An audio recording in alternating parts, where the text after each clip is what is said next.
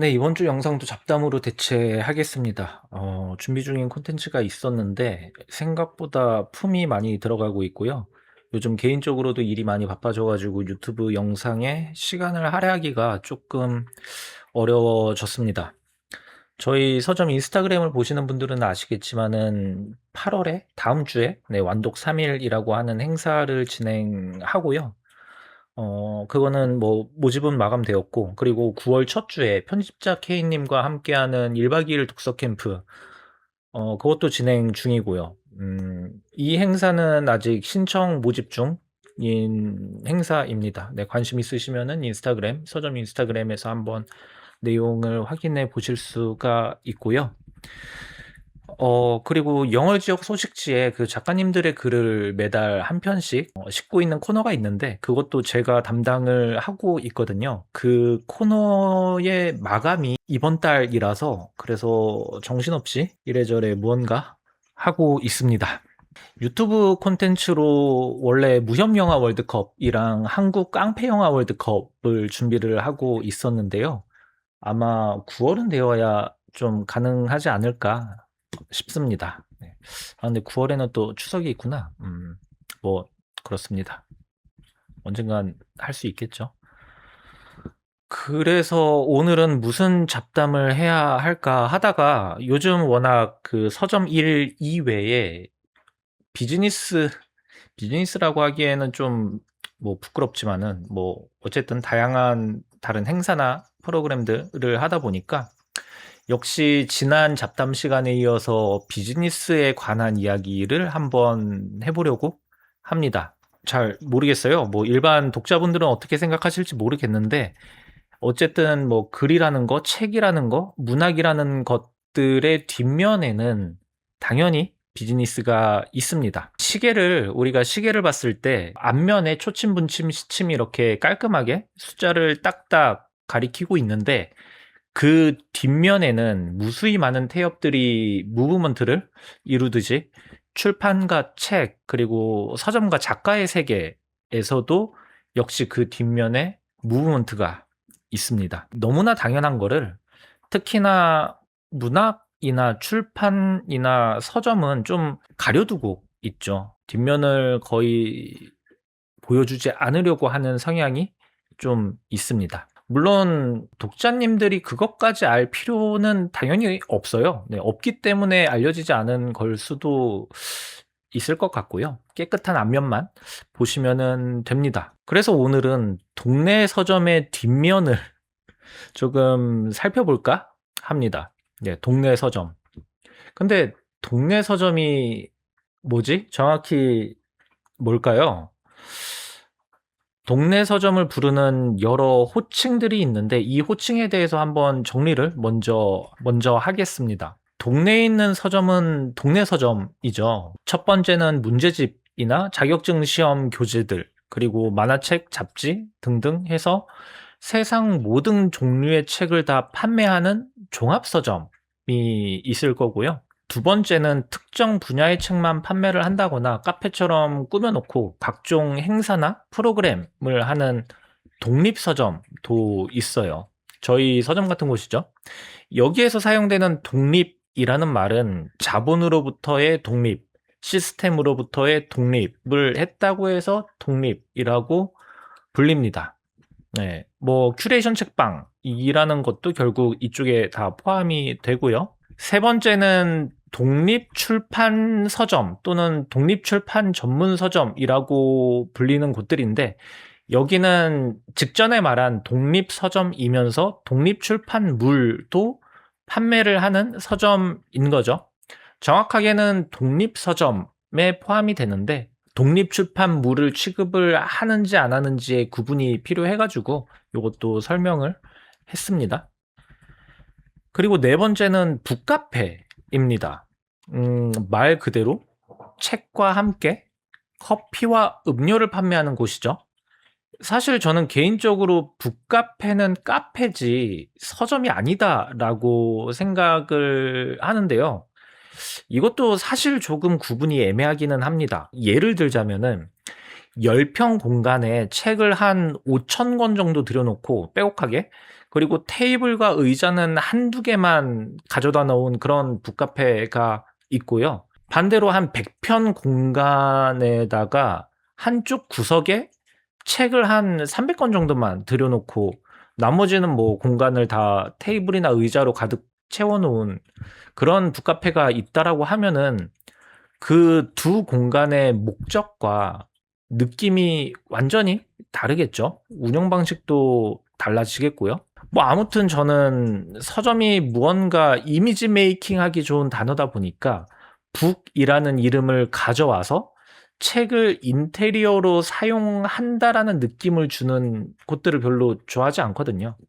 그렇기 때문에 저는 북카페는 일단 카페로 취급을 하고 있습니다. 네. 이건 뭐 어디까지나 제 개인적인 의견이니까요. 이외에도 뭐 이래저래 다양한 이름으로 서점들이 불리는 경우가 많이 있는데 사실 다 의미는 없고요. 비슷비슷합니다. 중요한 거는 이제 앞서 말한 종합서점과 독립서점으로만 구분을 하시면 되시겠고요. 서점 대신 책방이라고 많이 불리기도 하는데 책방이라는 단어가 조금 더 친근한 느낌이 있기는 하지만 저는 예전에 도서대여점을 책방이라고 불리던 시절에 자라서 그런지 책방이라고 하면은 책을 판매하는 곳이 아니라 책을 빌려주는 곳이라는 인식이 좀 있거든요.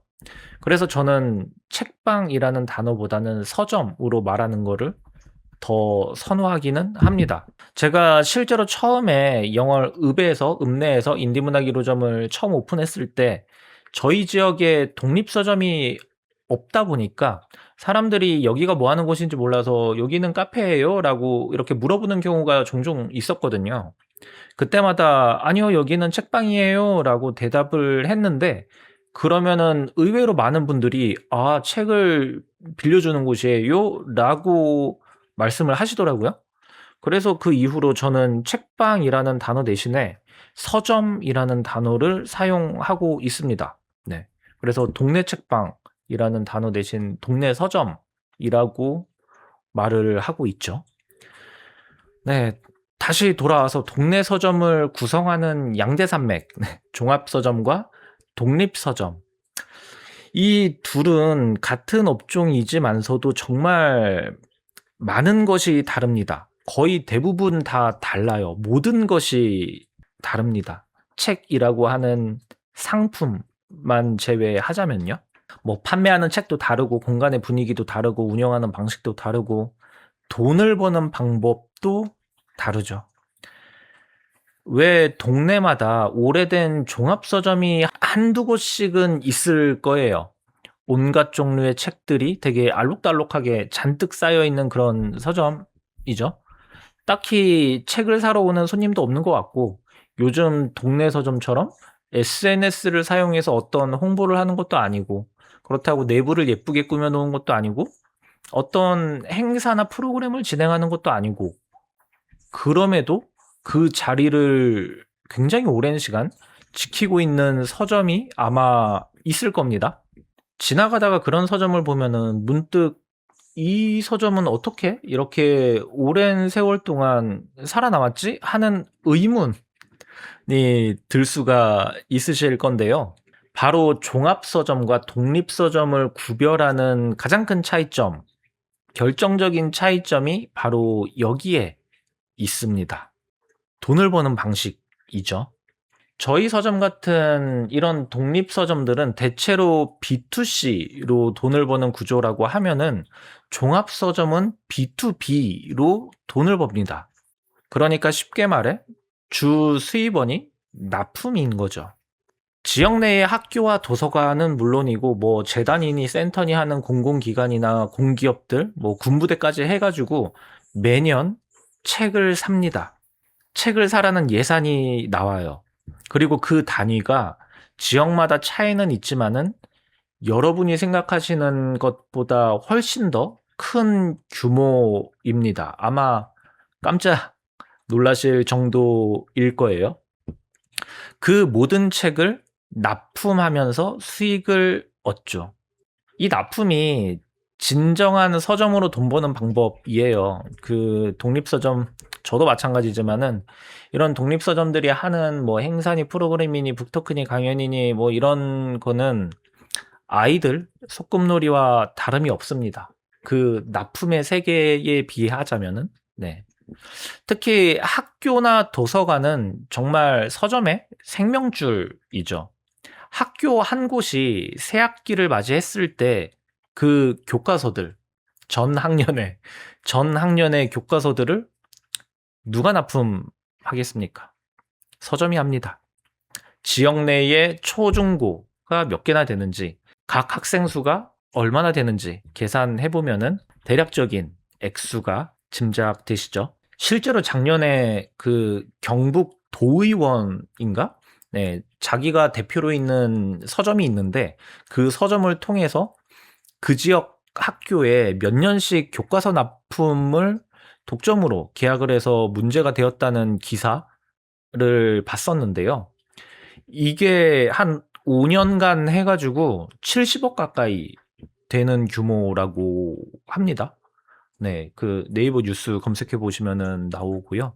뭐 아무튼 이런 학교나 도서관, 공공기관은 지역 내의 서점을 우선 이용해야 하는 항목이 있거든요. 그렇기 때문에 뭐 물건을 사거나 납품 계약을 진행을 하게 된다라고 하면은 지역 내에 있는 사업자를 우선 이용해야 돼요. 아무튼 그렇기 때문에 종합서점은 독립서점과 달리 안정적이면서도 정기적으로 액수가 큰 수익 모델이 존재하는 거죠. 납품이라고 하는. 그렇다면은 독립서점도 서점이니까 그 납품 시장에 뛰어들면 되는 거 아닌가 싶으실 텐데, 네, 맞습니다. 독립서점도 서점이니까 충분히 입찰 경쟁, 그 납품 경쟁에 뛰어들어서 파일을 빼앗아 돈을 벌 수가 있죠. 하지만 종합서점 입장에서는 내 밥그릇을 빼앗길 수 없는 노릇이잖아요. 파이가 줄어든다는 건 그만큼 손실이니까요. 그렇기 때문에 그들 입장에서는 뭐 몇십 년 동안 영업을 통해서 공고히 만들어 놓은 내 밥그릇인데, 근데 저런 독립서점이라고 하는 서점 같지도 않은 것들이 서점이라고 간판을 세우더니 내 밥그릇을 빼앗으려고 하네가 되겠죠. 반대로 독립서점 입장에서는 그런 종합서점의 태도들이 기득권 카르텔과 크게 다를 게 없어 보이는 거고요. 그렇기 때문에 실제로 종합서점과 독립서점의 사이가 안 좋아요. 정말 안 좋습니다. 이게 어쨌든 사람 사이에 돈이 얽혀 있으면은 사이가 안 좋아질 수밖에 없어요. 네. 이 납품이라는 게 사실 서점은 앉아서 돈을 버는 거거든요. 그러니까 서점이 할 일은 서류를 작성하고 책을 가져다 주면은 끝나는 일이에요. 뭐 출판사별로 책을 찾아서 모아서 뭐 순열로 배치를 하고 뭐 바코드가 필요하면 바코드 작업도 하고 포장도 하고 서점 앞에 딱 배달을 해 주는 것은 전부 다 총판에서 해줍니다. 네, 그렇게 총판에서 다 해줘요. 그 총판이 다 만들어서 가지고 온 책을 그대로 들고 학교든 도서관이든 가져다 주는 게 서점의 전부입니다. 서점의 역할의 전부예요. 하지만 중간 마진이죠, 말 그대로. 중간 마진을 남겨먹는 거죠. 이 얼마나 좋습니까? 앉아서 돈 버는데. 황금알을 닫는 거위가 따로 없죠. 아무튼 그렇기 때문에 종합서점이든 독립서점이든 납품 세계에 뛰어들면은 치열하게 싸울 수밖에 없는 거겠죠. 자, 이런 와중에 자꾸 어디선가 인증을 하라고 합니다. 네, 서점임을 인증해야 되는 시대가 되었어요. 내가 나임을 인증하기 위해 가지고 공인인증서랑 싸우던 시절이 몇 년 안 지난 것 같은데, 이제는 서점임을 인증해야 하는 시대가 열리게 되었죠. 물론 이 서점 인증은 필요합니다. 네, 서점은 자취방을 영업장으로 사용해도 문제가 없거든요. 그러니까 행정상 자취방도 서점으로 운영이 가능해요. 자취방뿐만이 아니라 모든 그 어떤 곳이 등기부 등본이 있으면은 모든 곳이 다 서점으로 운영이 가능합니다. 내가 만약에 임차인이라고 하면은 임대인이 승낙하기만 하면은 전혀 문제될 게 없어요. 그러니까 당연히 내 명의의 집에서는 하루 만에 서점을 만드실 수가 있습니다. 그리고 행정상 서점이 되었으니까 앞서 말한 이 입찰, 납품 경쟁에 뛰어들 수가 있어요. 서류상 우리 집은 서점이고 나는 서점 대표가 되었으니까요. 네, 서점 참 쉽죠. 근데 실제로 진짜 쉬워요. 반나절이면은 서점을 차리실 수 있습니다. 네. 아무튼 그래서 이런 거를 방지하고자 서점 인증이 시작되었고요. 자본과 시스템으로부터 독립한 독립서점을 이제 자꾸 제도 안에 넣으려는 시도들이 만들어지고 있는 추세죠. 근데 이 서점 인증 제도도 멀리에서 보면은 결국 그 기득권 카르텔이 자기네들 밥그릇 지키려고 하는 거 아닌가 싶기도 합니다. 뭐 처음에야 간단한 한두 개의 조건만 있겠지만은 이게 나중에 혹시라도 세월이 좀 흘러가지고 평당 보유 도서가 몇 권 이상만 서점으로 인증한다라고 해버리면은 그러면은 이제 뭐 페이퍼 컴퍼니는 당연히 없어져야 되겠지만은 초기 자본이 크지 않은 보유 도서량이 많지 않은 독립서점은 폐사할 위험이 있으니까요. 그리고 그 최후의 승자는 종합서점이 되겠죠. 사실 그렇게 어떤 특정 단체가 기득권층이 무언가를 독점하는 거는 일반인들의 감시와 관심이 필요합니다. 네. 그러니까 독자 여러분들의 많은 감시와 관심이 필요한 것도 사실입니다. 그 뒤에 더 할 이야기가 있는데 뭐 오늘의 잡담은 여기까지 해 보겠습니다. 뭐 별로 재미없는 것 같기도 하고요. 저는 딱히 자본이나 제도로부터 무언가 이렇게 독립하고 싶은 마음은 없어서요. 네, 이 좋은 사회 시스템 속에 저는 좀 포함되고 싶은 사람이거든요. 네, 그렇기 때문에 제도 안에 한 발은 항상 걸쳐두고 있으니까 뭐 저나 제 서점은 걱정하지 않으셔도 됩니다. 네, 오늘 이 서점이라는 세계의 무브먼트, 보이지 않는 뒷면, 네, 태엽들이 어떻게 맞물려서 돌아가고 있는지 재미있게 들으셨는지 모르겠습니다. 제가 네, 요즘 좀 기력이 없고 무언가 빨리 이거를 해치워야겠다라는 생각 때문에 말이 좀 빨라진 것 같기도 한데 네, 다음에 또 제대로 콘텐츠를 준비해서 유튜브에서 만나 뵙도록 하겠습니다. 네, 영상 여기에서 마치겠습니다. 감사합니다.